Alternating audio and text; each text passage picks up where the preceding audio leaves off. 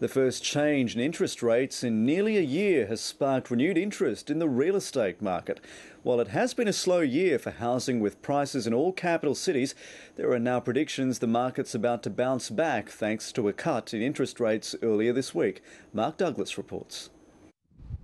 The traditional spring sales surge hasn't eventuated this year, but the buyers may now be coming back.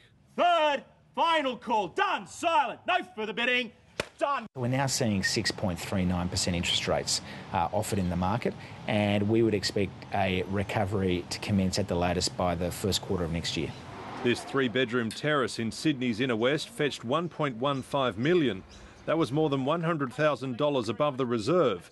It could be a sign that last week's rate cut has brought some confidence into the market. Absolutely. Look, what we're seeing is a lot of people looking. It's not necessarily translating into people that are actually acting. Hopefully with interest rate reduction, as I said, I think that will be the motivation that maybe gets people to make that decision. This one rate cut is actually going to have a bigger impact than people expect, because it's going to force consumers to shift expectations from 2 to 3 interest rate hikes over the next year to no hikes or possibly a cut. Sydney and Hobart's markets have remained relatively steady, but other capitals have suffered significant declines. Prices are down more than 3% in Adelaide, 4% in Perth and Darwin, and 5% in Brisbane. Melbourne's house prices slumped 6.2% in the first half of the year.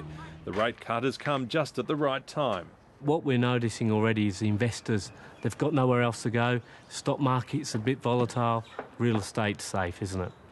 And more affordable, especially if there are further rate cuts. To have another cut rate in the new year would certainly just add that extra confidence and get people feeling that now's the time to move. Perhaps before the house price spiral starts again. Mark Douglas, ABC News.